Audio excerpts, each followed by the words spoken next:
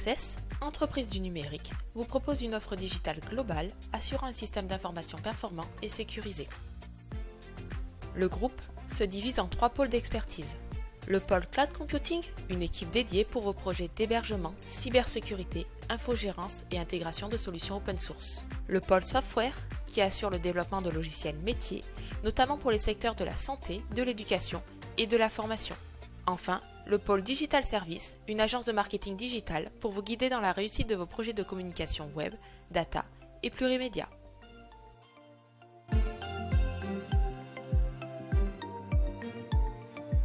Access C, plus de 20 ans d'expérience, avec 300 collaborateurs passionnés, assurant la mise en œuvre et le suivi de plus de 4000 projets clients sur l'année. Parce que demain est important, Access agit aujourd'hui. Via notre démarche RSE, nous plaçons l'humain au cœur de nos actions. Partenaire de confiance, acteur engagé contre le changement climatique et soutien actif à l'entrepreneuriat, l'éducation et la formation, Access se positionne aux côtés de ses clients pour un avenir durable. Le pôle Cloud Computing d'Access est certifié ISO 27001-2017, HDS et labellisé Expert Cyber. Des équipes de passionnés, une relation de confiance pour des projets numériques menés avec vous.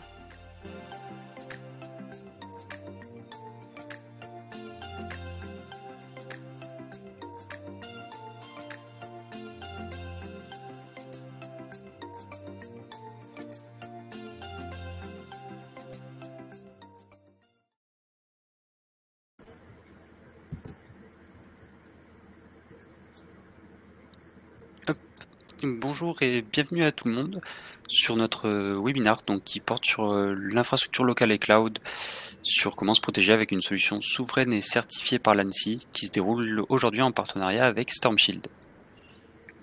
Donc je m'appelle Lucas Rey, je suis administrateur réseau chez Access et je suis accompagné ce jour de Valérie Bernardo de chez Stormshield.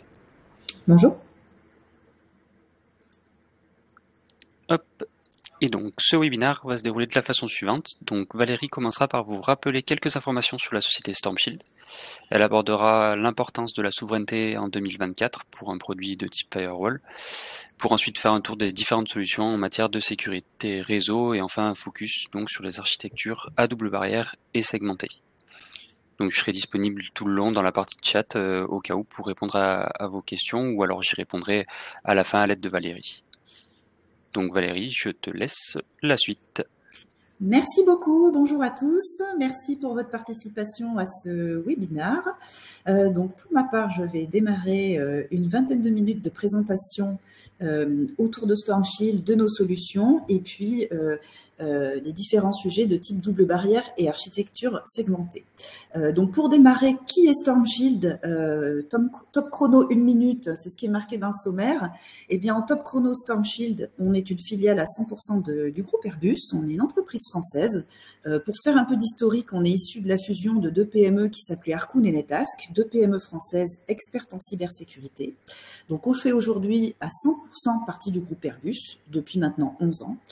On est un peu plus de 450 employés avec une forte volonté d'être en croissance en termes d'effectifs et de passer à 500 le plus rapidement possible. Notre support et notre R&D sont en France. L'une des particularités de Stormshield, c'est d'être dans cet écosystème cybersécurité, d'être français, d'être européen, d'être très très proche de l'ANSSI, ce qui nous permet d'être très présent dans des domaines sensibles comme l'armée, comme la recherche par exemple. J'en parlerai plus tard dans la présentation.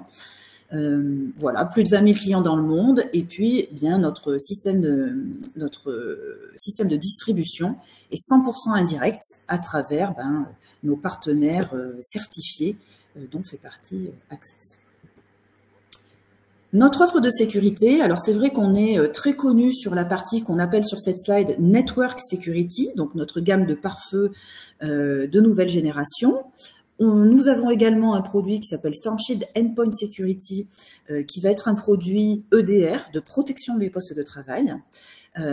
Nous avons également au catalogue une solution qui s'appelle Stormshield Data Security et qui est un produit qui permet de faire du chiffrement de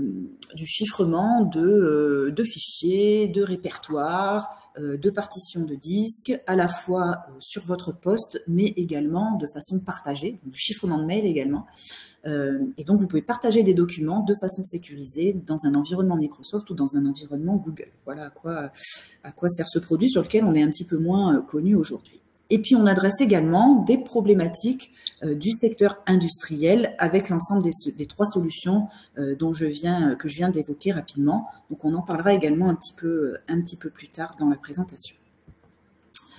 Donc, avec l'ensemble de ces solutions, dans cette slide, on essaie de mettre en avant un petit peu tous les sujets sur lesquels aujourd'hui on peut vous aider Storm Shield en termes de cybersécurité. Donc, ça va passer de la protection de vos infrastructures cloud avec également la garantie de confidentialité de vos données. Ça va passer par la sécurisation de vos accès Internet, mais également la protection de votre savoir, le fait de pouvoir partager les ressources avec vos partenaires, avec vos clients de façon sécurisée, le fait de pouvoir interconnecter vos différents sites de façon sécurisée, le tout en ajoutant aussi des fonctionnalités avancées de SD-WAN par exemple. Ça va être le fait de protéger vos utilisateurs. Je disais qu'on a un produit de protection des postes de travail. On va aussi savoir protéger vos postes et vous permettre de les connecter à votre réseau en nomadisme, en télétravail, de façon 100% sécurisée.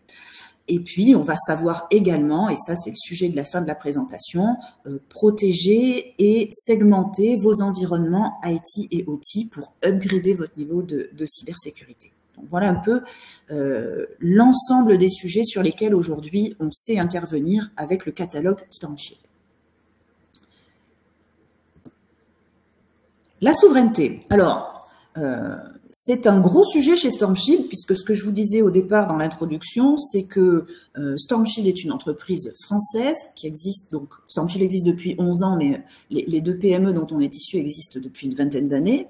La stratégie a toujours été d'être un produit souverain, c'est-à-dire que oui, on est français, mais en plus, nous faisons des démarches très proches de l'ANSSI pour pouvoir équiper des secteurs d'activité très sensibles en France et en Europe. Il y a encore quelques années, donc il y avait deux sociétés qui savaient faire ça au niveau du firewall, c'était Arcoon et Netask, et suite à la fusion, il n'y en a plus qu'une qui a aujourd'hui la qualification ANSSI sur la partie firewall, et ce terme de qualification, il est très important. Pourquoi? Parce que vous pouvez vous dire, certains autres éditeurs de firewall, d'équipements, me disent qu'ils sont aussi ANSSI, qu'ils ont des certifications. Et c'est tout à fait vrai. Par contre, la particularité de Storm Shield, c'est d'avoir cette fameuse qualification. Donc là, vous avez une slide qui vous explique un petit peu la différence. Pour être très rapide, pour obtenir une certification ANSSI, l'éditeur peut choisir sa cible de sécurité. Et il va passer un certain nombre de tests dans lesquels l'ANSSI va valider, si les tests sont conformes, une certification. La qualification, c'est un peu plus, ça va vraiment plus loin, dans la mesure où, bon, déjà, faut être certifié pour pouvoir prétendre à qualifier un produit. Et donc, une fois qu'on est certifié, la démarche de qualification est vraiment très différente, puisque c'est l'ANSSI qui définit la cible de la certification. Le but d'être un produit qualifié, c'est de pouvoir travailler avec des domaines très sensibles. Donc, tout ce qui est opérateur d'importance vitale, opérateur de services essentiels. Donc l'idée, c'est d'apporter un produit qui soit 100% de confiance et, pour être vraiment clair, un produit qui ne permette pas un espionnage extérieur, surtout pour des produits comme du firewall. Donc l'idée, c'est de vraiment être ultra robuste en termes de sécurité et d'éviter tout ce qui est backdoor vers l'extérieur. Comment on fait ça? Donc l'ANSSI va nous établir une cible à qualifier. Donc la cible, ça va être pour nous, le moteur Firewall IPS, donc qui est le moteur de sécurité du produit, mais également la partie VPN et la partie console d'administration. Et une fois que l'ANSSI a défini cette cible, eh bien, Storm Shield va fournir à l'ANSSI, laboratoire indépendant missionné par l'ANSSI, ses codes sources. Et tout au long du développement du produit, eh bien, les codes sources vont être analysés pour garantir que la solution est de confiance et respecte toutes les exigences de l'ANSSI en termes de règles de l'art, finalement, de développement d'un produit de confiance. Et une fois que l'ensemble de ces tests sont validés, Storm Shield valide une version qualifiée sur l'ensemble de sa gamme matérielle. Toutes nos versions ne sont pas qualifiées, puisque la démarche de qualification ANSI, c'est une démarche qui dure environ 18 mois, ça peut être un tout petit peu plus long. Donc, on ne peut pas qualifier toutes nos versions majeures, puisque nos versions majeures sont des versions dans lesquelles on apporte des fonctionnalités supplémentaires, et des versions majeures, il y en a une par an. Donc, on ne peut pas qualifier toutes les versions majeures. Toutes les versions qualifiées sont des versions qu'on nomme chez nous LTSB, c'est-à-dire Long Term Support, c'est-à-dire que quand une version est qualifiée, derrière, on lui garantit un support chez nous qui est plus long que sur les versions majeures plus classiques. Donc voilà l'importance finalement de la qualification et surtout la différence avec l'assertif. Donc nos produits sur la partie Firewall sont qualifiés. Ils sont certifiés sur la partie Endpoint Security. Ils sont également certifiés sur la partie Data Security. Donc l'idée, et aujourd'hui on le voit, on a de plus en plus de clients pour qui le critère de souveraineté est important. Il y a 10 ans, la souveraineté c'était important pour quelques clients et puis évidemment pour tous les domaines sensibles que j'ai cités tout à l'heure.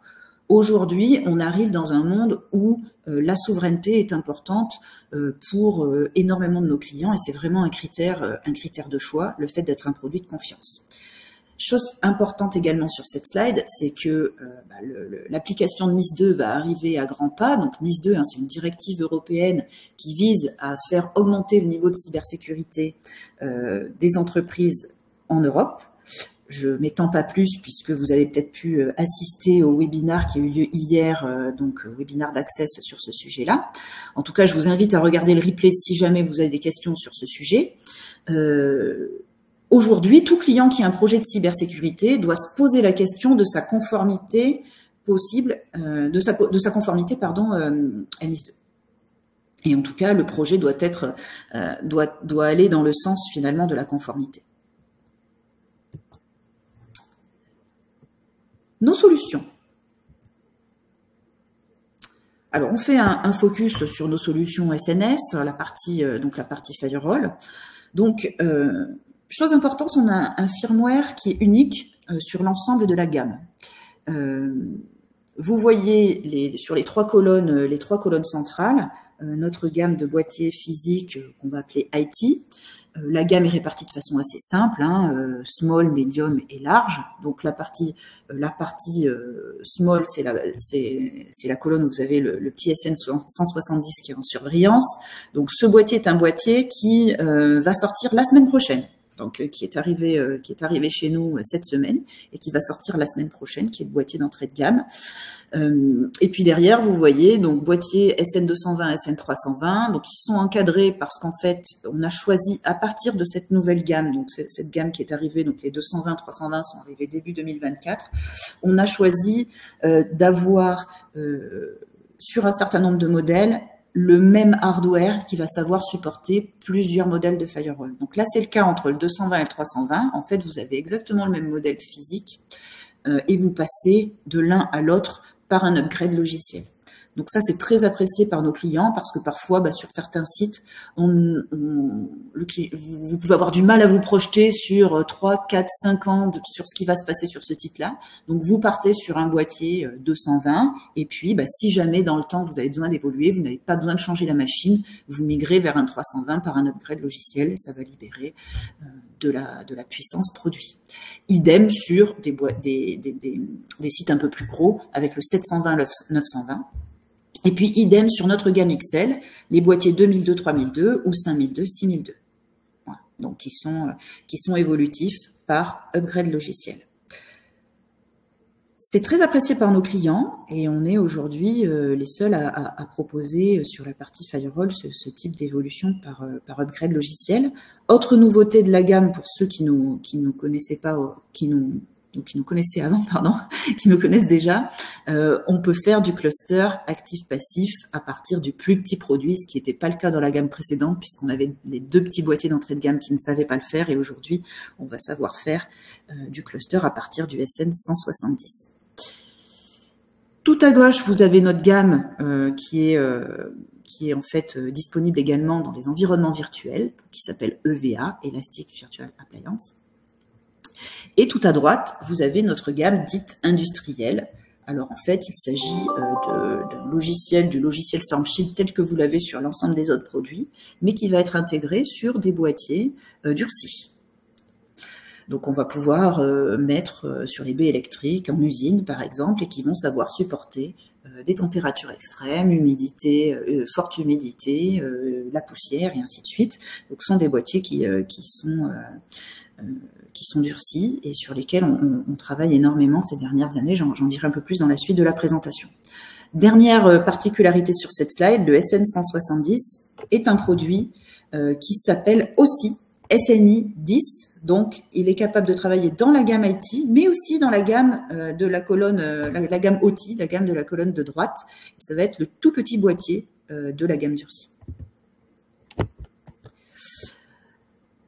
Un ensemble de fonctionnalités sur cette gamme-là. Sur la gauche, vous avez les différents sujets qu'on traite habituellement avec notre gamme de firewall. Donc, vous avez nos produits peuvent être positionnés en cœur de réseau, bon, évidemment en protection d'un site vis-à-vis d'Internet, mais également en double barrière, on va en parler juste après, et également en segmentation. Donc, il faut savoir que StormShield, en France, l'année dernière, on a fait une croissance à 2 chiffres. Et cette croissance à 2 chiffres, elle est due au fait qu'on continue à équiper nos clients, évidemment, sur des sujets de protection de leur LAN, hein, bien évidemment. Et elle est aussi due au fait qu'on fait énormément de projets de double barrière et de segmentation. Sur la droite, vous voyez l'ensemble des fonctionnalités. Alors, on a mis en avant les fonctionnalités principales des produits. Qu'on voulait mettre en exergue. Donc, de façon assez classique, sur un firewall multifonction, vous allez avoir la capacité de firewall IPS, hein, qui est le produit, ce que fait le produit nativement. Et puis également, on va pouvoir rajouter de l'antivirus, du filtrage d'URL, mais également du déchiffrement SSL, mais également du SD-WAN. On est un peu moins connu sur ce sujet, mais depuis plusieurs années, les fonctionnalités de SD-WAN sont intégrées à nos produits. Et puis, tout ce qui est évidemment VPN site à site, VPN client à site, et toute la partie MFA, la double authentification, qui est aujourd'hui intégrée également chez nous. L'idée, c'est de renforcer l'authentification de vos nomades et de vos télétravailleurs. Il y a aujourd'hui beaucoup plus de télétravailleurs qu'il y a quelques années. Sûrement aussi beaucoup plus de nomades, même si les nomades, ils ont toujours existé. Et eh bien, ces postes qui se connectent à distance, c'est un point de faiblesse potentiellement du réseau, puisqu'en fait, on donne un accès à une personne à distance, hein, donc je vais pas vous l'apprendre. Donc l'idée, c'est vraiment de renforcer l'authentification, cette porte d'entrée au réseau, en mettant une double authentification sur ces postes. Donc aujourd'hui, StormShield est capable de vous aider sur ces sujets. Dernière partie de la présentation, la double barrière et les architectures segmentées. Aujourd'hui, on se rend compte ces dernières années, en France et en Europe, qu'on est beaucoup plus sollicité, notamment sur les sujets de double barrière. Il y a encore 5-6 ans, la double barrière ne concernait que des très grands comptes. Et aujourd'hui, on est sollicité par des entreprises de taille importante en région ou de taille moyenne sur ces sujets. L'idée, c'est comment je fais aujourd'hui pour renforcer ma cybersécurité, puisque je sais qu'un jour ou l'autre, je serai attaqué. Il y a quelques années, les clients se disaient qu'ils intéressaient, probablement, ils passeraient peut-être au travers des attaques. Aujourd'hui, la question n'est plus de savoir si on sera attaqué ou pas. La question, c'est de savoir, 1, quand est-ce que je vais être attaqué, puisque ça va forcément m'arriver un jour ou l'autre, et 2, dans le cas où je suis attaqué, ce que je veux, c'est un très bon niveau de résilience, c'est-à-dire remonter mon réseau le plus rapidement possible. Donc l'idée, c'est d'augmenter le niveau de cybersécurité. Et aujourd'hui, on a beaucoup de projets chez StormShield autour justement de cette double barrière et des architectures segmentées. Pourquoi ? Eh bien parce que le fait de rajouter des produits souverains, par exemple, puisqu'on est StormShield dans votre réseau, en tout cas le fait de multiplier les éditeurs va vous permettre d'éviter finalement, de profiter finalement de l'expérience de ces différents éditeurs en termes de cybersécurité. Alors effectivement, ça va ça va forcément être une contrainte pour vous en termes d'administration, de compétences. Après, nos partenaires sont là pour vous y aider, mais par contre, vous allez y gagner en qualité de sécurité. Comment ça se passe? La double barrière fait partie des recommandations ANSSI. Dans le cadre de NIS 2, il n'est pas indiqué qu'on doit obligatoirement mettre un produit qualifié dans son réseau ou qu'on doit obligatoirement mettre une double barrière.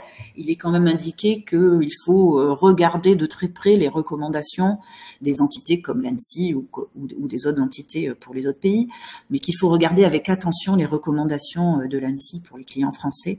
Et donc, dans les bonnes pratiques de l'ANSSI, il y a cette fameuse double barrière. Le principe, il est assez simple. C'est d'avoir 2 types de firewall en cascade, dont un qui soit souverain, et de préférence, si possible, la barrière qualifiée en frontale. Pourquoi on met la barrière qualifiée en frontale? Parce qu'en fait, elle est qualifiée parce qu'elle est robuste en termes de cybersécurité et en termes d'attaque, donc c'est elle qui récupère tout ce qui vient en frontale d'Internet. Voilà l'état de l'art en termes de recommandé par l'ANSSI en termes de double barrière. Après, on a aussi des clients qui potentiellement ont déjà du Storm Shield en cœur de réseau et qui n'ont pas envie de casser tout ce qu'ils ont fait en termes de configuration pour mettre en place une double barrière et qui, dans ces cas-là, s'équipent avec une autre marque qui met en frontal. Donc, c'est vrai que le petit luxe, c'est d'avoir la barrière qualifiée en frontal. Après, des fois, on n'a pas le choix. Avoir une double barrière, c'est déjà très très bien et ça permet déjà d'élever son niveau de sécu. L'autre sujet qu'on aborde, sur lequel on travaille énormément, c'est le sujet de la segmentation. Alors, on a beaucoup de clients qui font déjà de la segmentation avec des VLAN, et c'est vrai que ces dernières années, on a beaucoup de clients qui finalement décident de passer de cette partie VLAN vers une protection physique. L'idée de la segmentation, elle est très simple. Je pense que tout le monde autour de ce webinaire sait de quoi je parle. C'est-à-dire que vous avez des zones dans votre réseau qui sont plus sensibles que d'autres, et ces zones-là, je vais les isoler. Ça peut être des zones de production, ça peut être, alors on travaille dans tous les secteurs d'activité sur ces sujets-là. Alors si c'est dans des zones de production, dans des usines par exemple, on va aller positionner nos boîtiers durcis, mais ça peut être, et c'est souvent des projets qui se font dans l'IT, donc on va travailler par exemple dans les établissements de santé pour isoler des appareils biomédicaux. Chez Storm Shield, on va isoler par exemple la R&D, qui est notre outil de production à nous. On travaille donc énormément dans tout ce qui est gestion de l'eau, on fait énormément de projets, tout ce qui est protection par exemple de la vidéosurveillance aussi. Donc voilà, il y a tout un tas de sujets chez tous les clients avec des zones du réseau qui sont sensibles et qu'il faut isoler du reste du réseau. Ça apporte quoi? Ça vous apporte une meilleure résilience à cette segmentation finalement, c'est-à-dire que si vous êtes attaqué sur une partie de votre réseau, eh bien l'attaque va rester confinée à la bulle de confiance que vous avez créée et ne va pas pulluler sur l'ensemble de votre réseau. Vous allez être meilleur pour remonter votre prod en cas d'attaque. Voilà ce qu'on pouvait dire aujourd'hui. J'ai dépassé de 3 minutes, donc veuillez m'en excuser et je vous laisse poser vos questions, si vous en avez.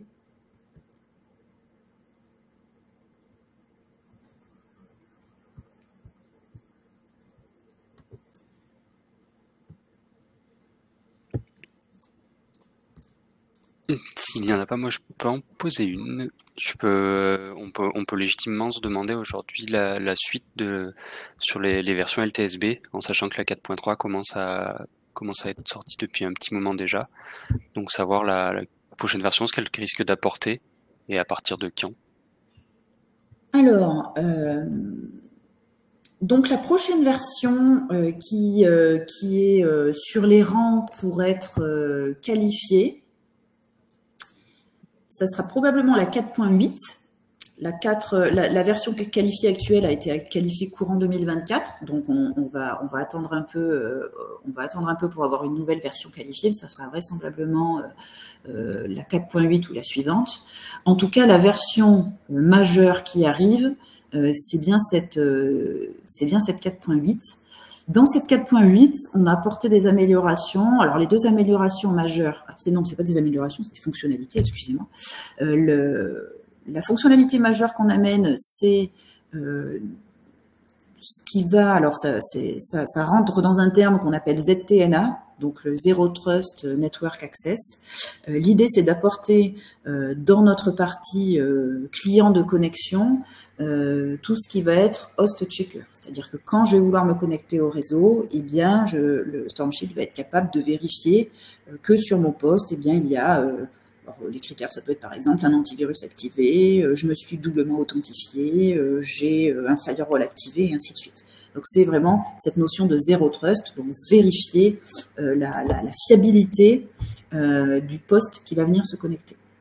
On fait aussi pas mal de boulot sur tout ce qu'on appelle poste quantique. Alors ça va être peut-être un petit peu invisible, mais c'est un travail qui est très très important, puisque d'ici quelques années, cette notion de quantique, en fait, ce sont des nouvelles formes d'attaque qui permettent de déchiffrer et qui vont permettre de déchiffrer de casser finalement les clés de chiffrement que tous les éditeurs utilisent aujourd'hui, par exemple pour tout ce qui est VPN. Et donc l'idée, c'est d'apporter des fonctionnalités dans le produit qui vont permettre de contrer ces futures attaques. Donc ça va être un peu moins visible dans la version, mais c'est crucial pour la suite de la vie du produit. Un éditeur aujourd'hui qui n'irait pas vers ces sujets, dans 5 ans, 6 ans, 10 ans, sera mort. Un éditeur de cybersécurité, j'entends. Voilà.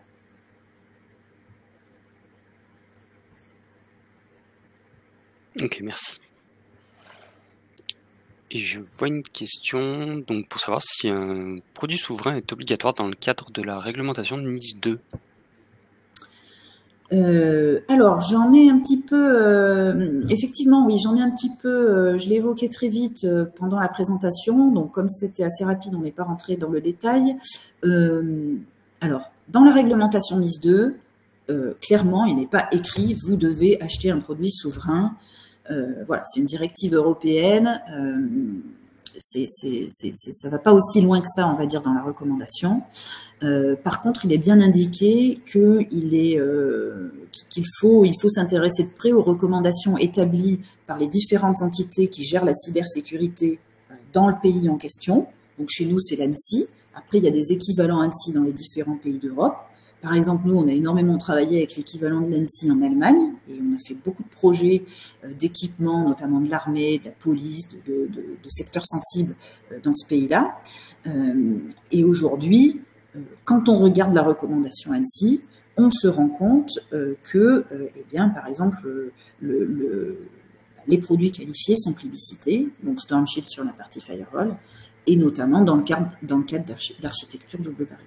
Mais pas que, c'est-à-dire que l'ANSSI dit, voilà, il est recommandé potentiellement de travailler avec des produits souverains.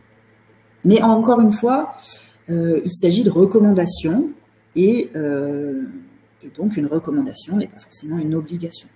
Par contre, il y a une obligation dans NIS 2 qu'il faut bien avoir en tête et qui est beaucoup plus forte, on va dire, que dans NIS 1, c'est l'obligation de déclarer les incidents.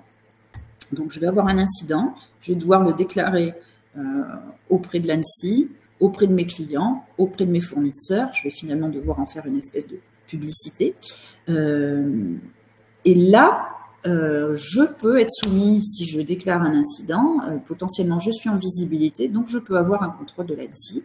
Et l'ANSSI peut être à même de vérifier que vous avez respecté les recommandations.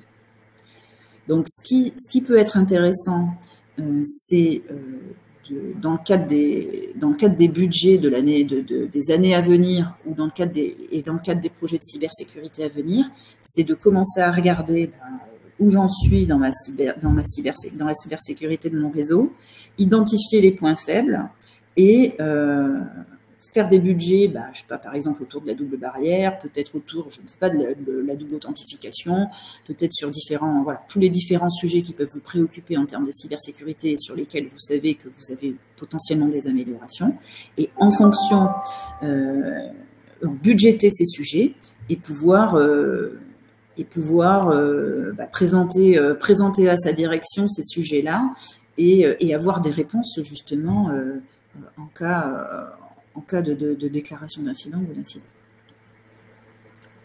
Plutôt pour se prémunir du risque des incidents et du coup ne pas avoir à être mis en visibilité sur ces sujets.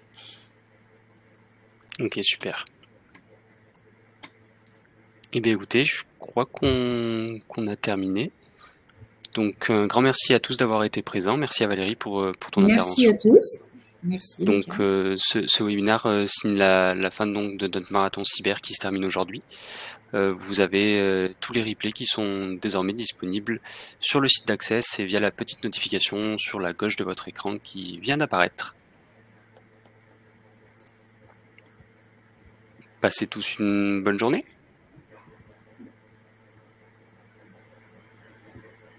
Merci Lucas, bonne journée à tous.